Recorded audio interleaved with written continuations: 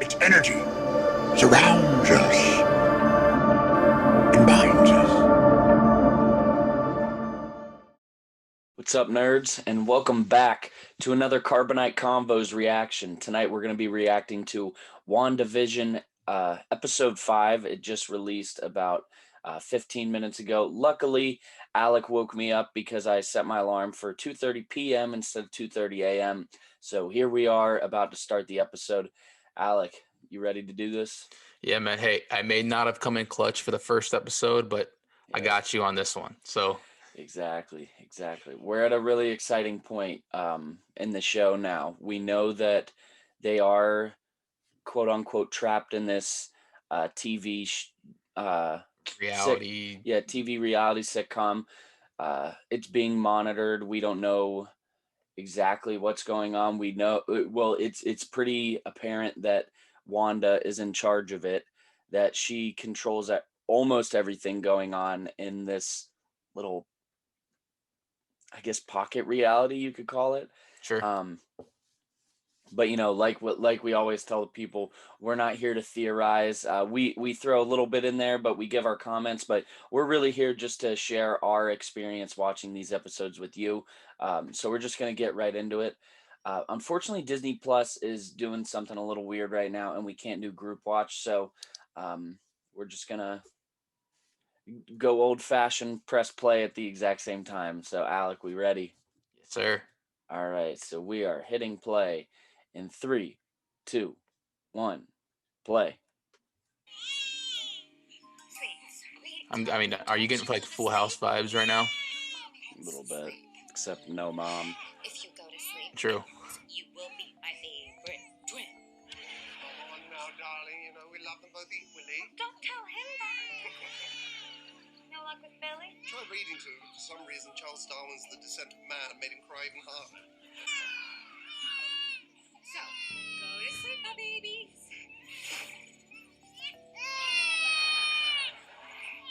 And go to sleep. Well, I don't think it's very funny. Why won't you do what I want? What's that do? I didn't even think he had ears. I was about to say, does he have ears? But I guess not really. So noise cancellation is not their primary function. Maybe we just need some help. Hiya, kid. There she is. Agnes, I was just fluffing this pillow with my face. I was just on my way to Jazzercise when I heard your new little bundles of joy were on a sleep strike. Actually, you know what? You just maybe we better not. Do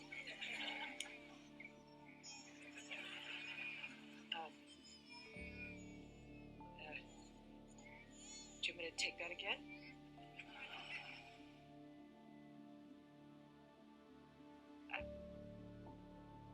I'm sorry? You want me to hold the babies? Should we just take it from the top? Are they? I'm confused. It's like she knows they're acting now. Vision, let's let Agnes give it a try.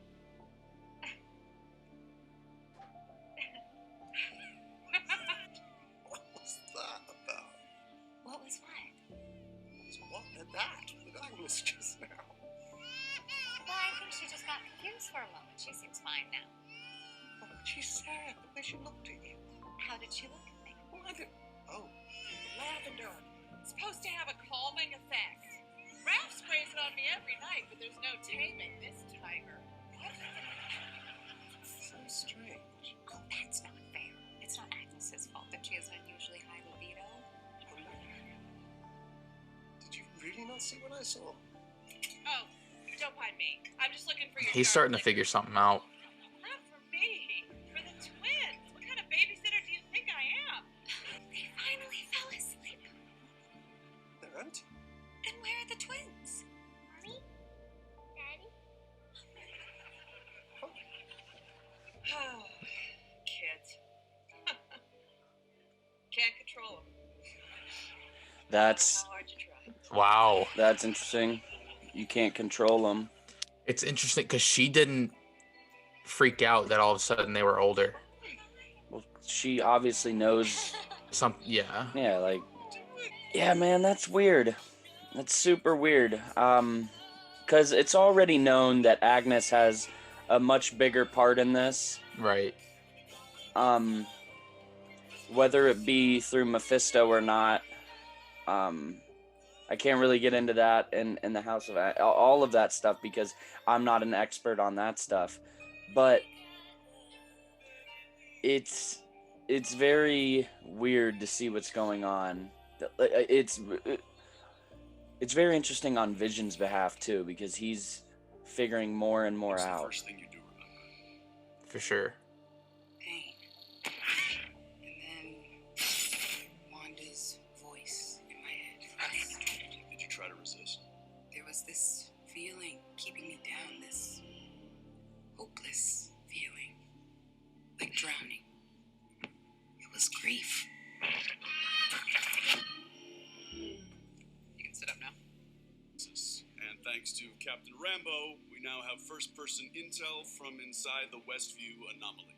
I like how they call Our it the initial Westview theory had anomaly. Pietro Maximoff as one of many victims. We now know she is the principal victimizer. Jimmy?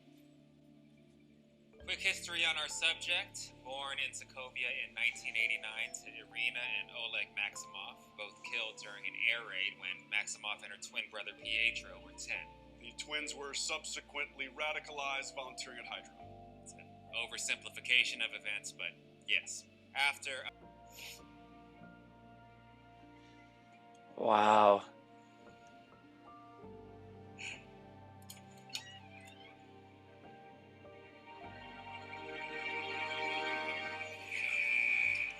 We better see who's at that door. Dude. Hold on, pay attention to the music. Wanda, who is this? Is that Hank Pym? If you knew that, It's... Oh, man. Evan Peters. Long lost bro get to squeeze his stinking sister to death or what? Long lost bro. She recast Pietro?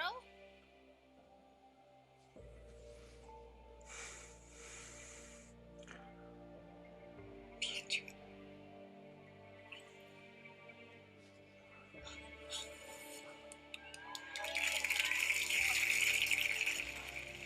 Who's a popsicle? What's going on, man? That's it.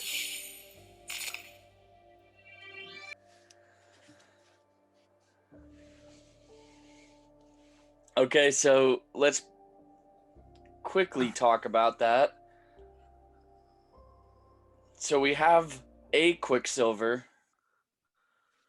but it's clearly the Quicksilver from X-Men. What do you take of this so far, man? I'm really intrigued what's going on because earlier Monica Rambeau said something like, let's send someone in that she doesn't need the change. But if they knew about him being alive in, I guess, another reality, another dimension, whatever you want to call it, like I'd love to know what's going on there. I don't know if that's who they sent in, though. I'm not sure because the people on the outside, Darcy just said she recasted Pietro.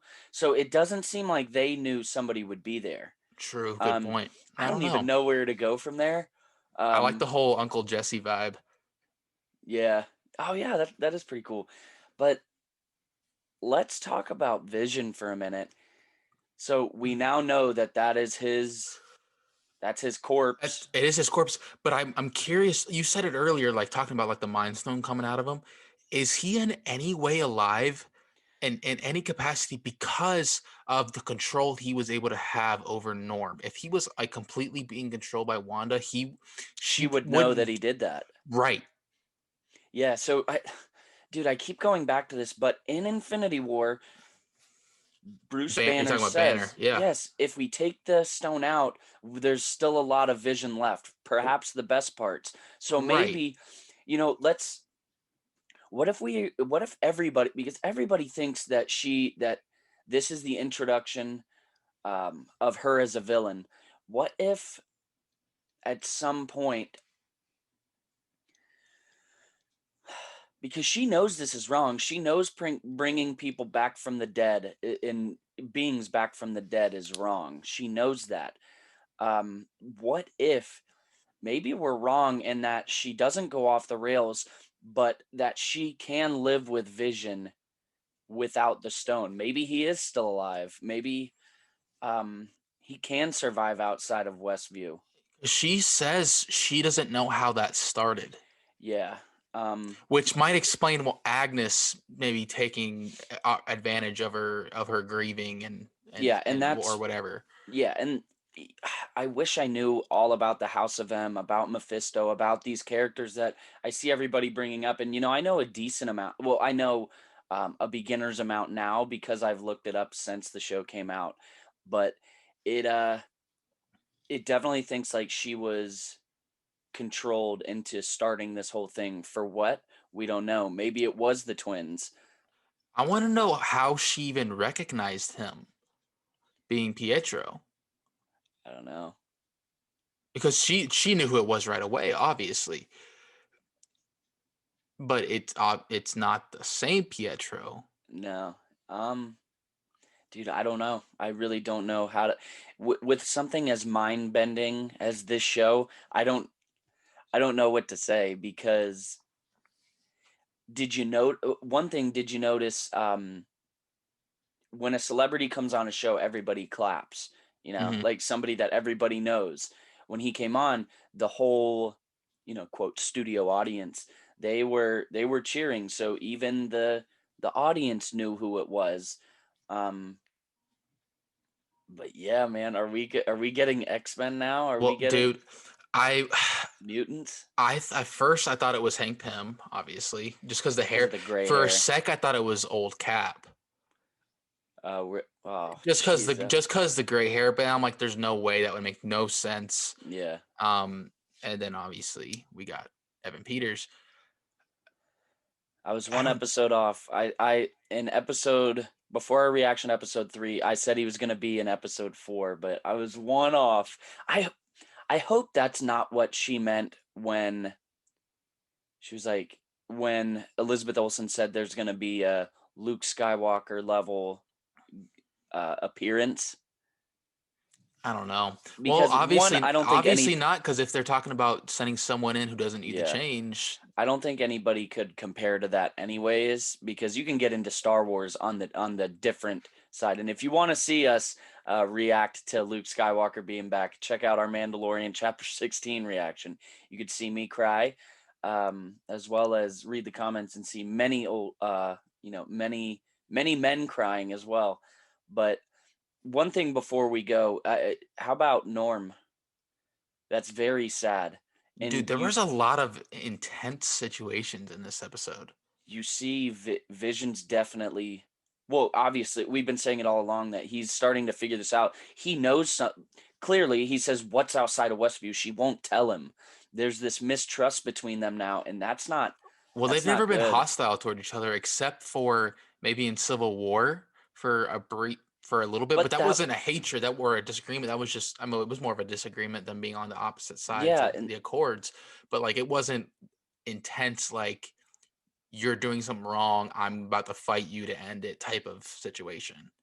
I thought it was interesting that Vision of either of them, Vision was the one who raised up first. Also, I don't know, I could be wrong here. Did he kind of look like Scarlet Witch a little bit when he did the floating thing? His hands kind of came out a little bit, and I say that because it seems like his powers in the show so far have been based off of other people's, like not really his own. Well, we've seen him do mind stuff clearly to Norm, but you do make a good point because when he raises, the one leg is like a little bit higher than the other, and he kind of comes like this like spread arm thing. Well, I meant we'd have to go back and watch when he raises, like in the actual not in the actual MCU, but in the other movies, because I'm pretty sure his leg is kicked out, but he raises more like vertically. Yeah, exactly. Instead of like out. He's physically flying instead of manipulating the matter around him to lift him up. That's a good way to put it. I don't know what else to say from the episode. We don't want this reaction to run too long, but that was incredible. I think this has been my favorite episode so far, personally.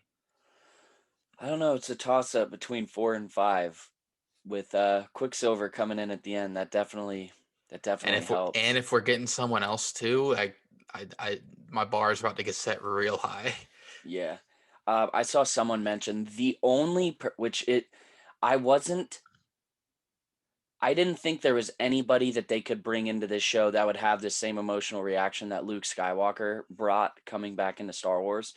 But then someone pointed it out, and it was actually a good point. You could bring Cap in, you could bring Iron Man, you could bring Spider-Man and anybody, and you would be badass. Yeah, what's up? Yeah, hell yeah. But somebody pointed out the thing that might make grown men cry is if somehow it's Tobey Maguire that comes in as Spider-Man. That would be that Luke Skywalker level appearance. I know. It's like I could hear the goosebumps come up through the mic. Nicholas, I will not be okay if that happens. That'd be oh my God. That'd be a long shot, but that was the only thing that I thought that could compare to that, because we're getting someone big. Yes. But we'll just see who. But guys, we don't want to keep you too long. Like always, thank you so much for joining us for another reaction. This was a crazy episode. You better believe we'll be back for episode 6 next week. And don't forget to check out our podcast coming out this Sunday, the Carbonite Convos podcast, episode 26. It is in celebration of Star Wars Podcast Day. So it's going to be on Super Bowl Sunday. Our Bucks are taking on the Chiefs. So let's go TB12. But until that podcast and until next week's reaction, may the Force be with you guys. All right. Remember, the Force will be with you. Always.